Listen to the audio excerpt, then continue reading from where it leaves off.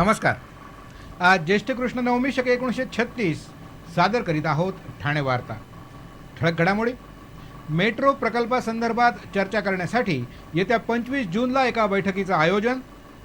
ज्येष्ठ नागरिकांच्या अडीअडचणी सोडवण्यासाठी ठाणे विकास संघर्ष समितीची स्थापना आणि ब्रिटिशकालीन कळवा पुलावरून हलक्या वाहनांची वाहतूक सुरू करण्यासाठी पुलाच्या मजबूतीकरणाची तपासणी सुरू।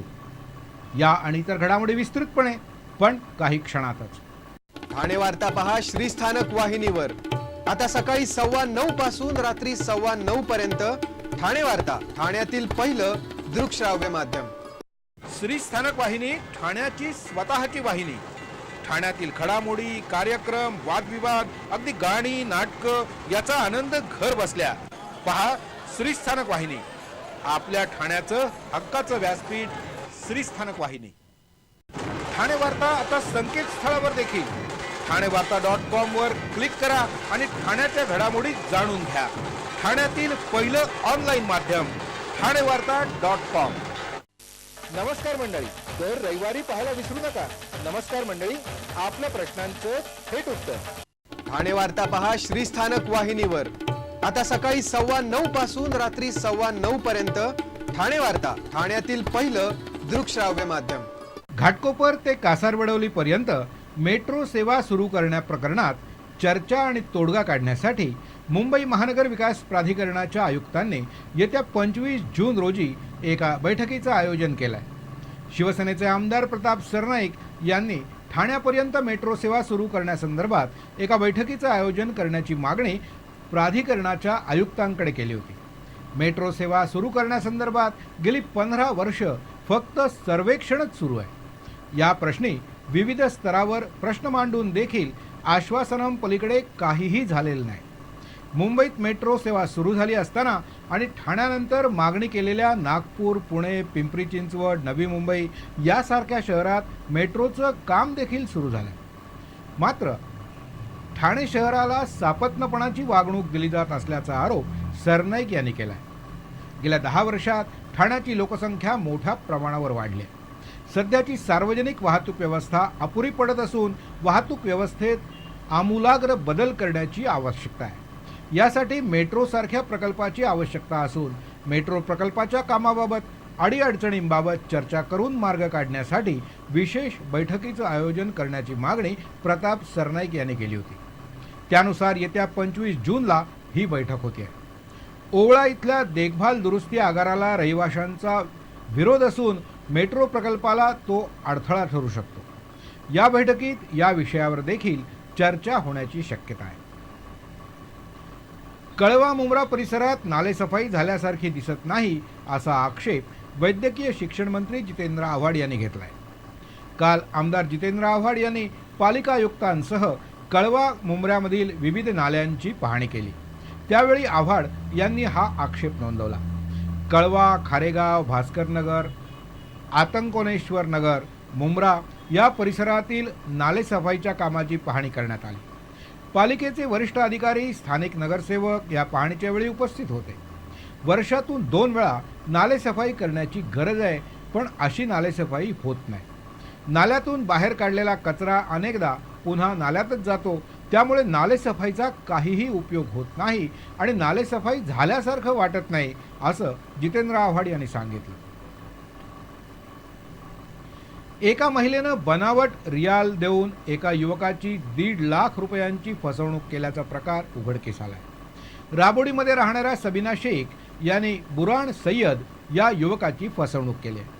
सय्यद हा आपल्याच भावाच्या दुकानात मोबाईल विकण्याचं काम करतो। सबीना शेख आणि बुराण सय्यद यांची तोंडओळख होती। सबीना शेख या आपल्या नातेवाईकाच्या मुलाला कर्करोग झाला असल्याचं सांगून 1.5 लाख रुपयांची गरज असल्याचं त्यांनी सय्यदला सांगितलं। सय्यदनं चांगल्या हेतूनं मदत करावी म्हणून नातेवाईकांकडून गोळा करून 1.5 लाख रुपये सबीना शेख यांना दिले। सबीना यांनी या 1.5 लाखापोटी खात्री राहावी म्हणून त्यांच्याकडे असलेले सौदी चलन म्हणजे रियाल सय्यदना दिले। हे पैसे आपल्या नातेवाईकाचे असल्याचं सबीनानं सय्यदला सांगितलं होतं, पण कालांतरानं हे रियाल खोटे असल्याचं सय्यदच्या लक्षात आलं। त्यानंतर सय्यदच्या तक्रारीवरून पोलिसांनी रुबीना विरुद्ध फसवणुकीचा गुन्हा दाखल केला। पोलिसांच्या नोंदीनुसार सबीना ही अशा प्रकारची गुन्हे करण्यात माहीर असल्याचं सांगितलं जातं. ठाणे जिल्ह्याचं विभाजन करून नवीन पालघर जिल्हा निर्माण करण्यात आल्याची अधिसूचना शासनानं जाहीर केली आहे. येत्या 1 ऑगस्टपासून नवीन पालघर जिल्हा अस्तित्वात येणार आहे. पालघर जिल्हा अस्तित्वात आल्यानंतर तो राज्यातला 36वा जिल्हा असेल.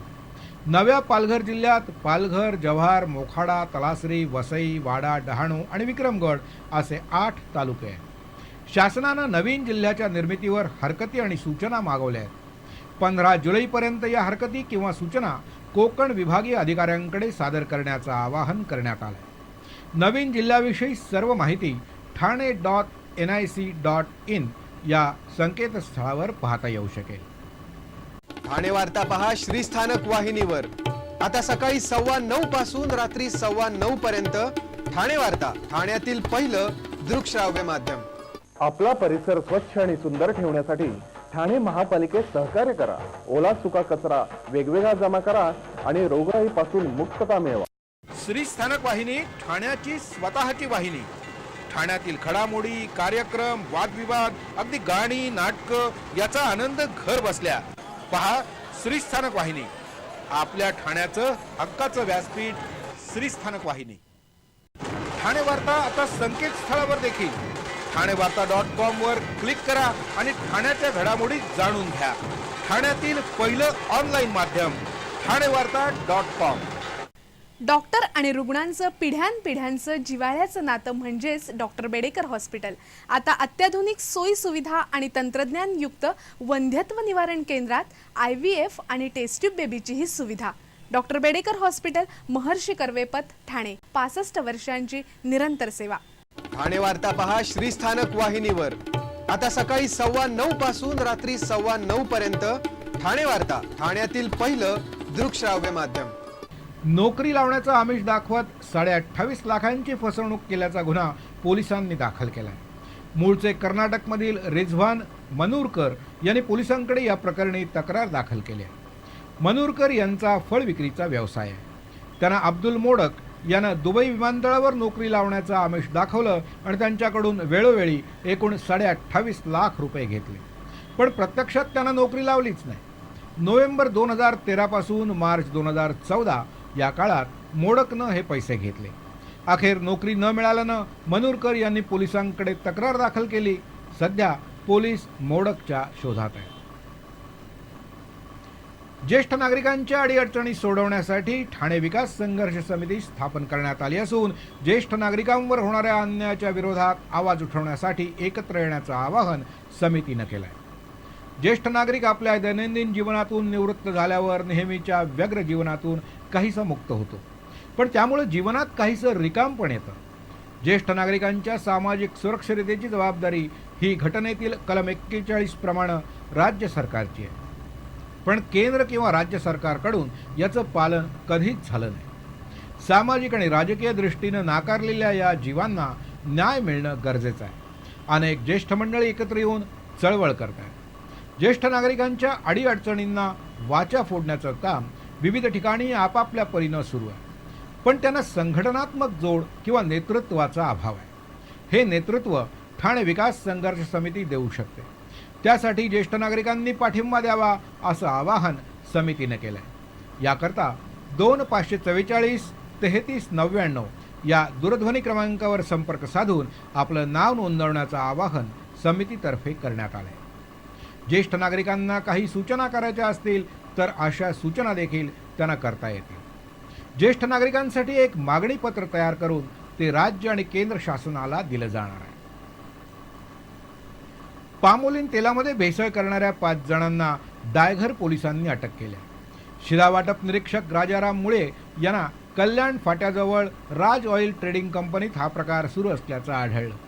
मुळे यांनी केलेल्या तपासणीच्या वेळी फिरोज सिद्दीकी, नस्सी मंगी, जितेंद्र जयस्वाल, टेम्पो मालक जेठालाल भानुशाली आणि चालक सईद उल्लन खान हे 5 जण पामोलिन या खाद्यतेलामध्ये भेसळ करून दुसऱ्या ठिकाणी जादा दरानं त्याची विक्री करण्यासाठी विनापरवाना तेलाचा साठा करत असल्याचं शिधावाटप निरीक्षक राजाराम मुळे यांना आढळलं. मुळे यांनी केलेल्या तक्रारीवरून पोलिसांनी या 5 जणांना खाद्यपदार्थात भेसळ करण्याप्रकरणी अटक केली आहे. ठाणे आणि कळव्याला जोडणाऱ्या ब्रिटिशकालीन जुन्या पुलाची मजबूती तपासण्याचं काम महानगरपालिकेनं हाती घेतलंय. गेल्या काही वर्षात ठाण्याच्या लोकसंख्येत मोठीच वाढ झाली आहे. घोडबंदर, पोखरण, खारेगाव या परिसरात या लोकसंख्या वाढीची गती अधिक आहे.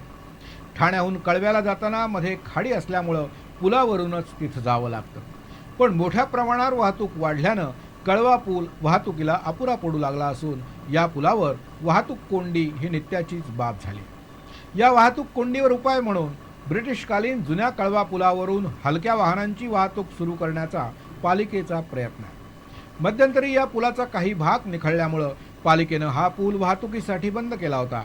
या पुलावरून दुचाकी, 3 चाकी वाहनांना फक्त प्रवेश दिला जात होता. या पुलावरून लहान 4 चाकी वाहनं सोडण्याचा पालिकेचा विचार असून यासाठी या पुलाची मजबूती तपासली जाते. पालिकेनं दिल्लीच्या एका कंपनीला हे मजबूती तपासण्याचं काम दिलं असून या कंपनीच्या अहवाल प्राप्तीनंतर या पुलावरून 4 चाकी हलकी वाहनं सोडण्याचा निर्णय पालिका प्रशासन घेणार आहे. हा पूल 4 चाकी वाहनांसाठी मजबूत असल्याचा अहवाल आला तर सध्याच्या नवीन पुलावरचा भार काहीसा हलका व्हायला मदत होणार आहे.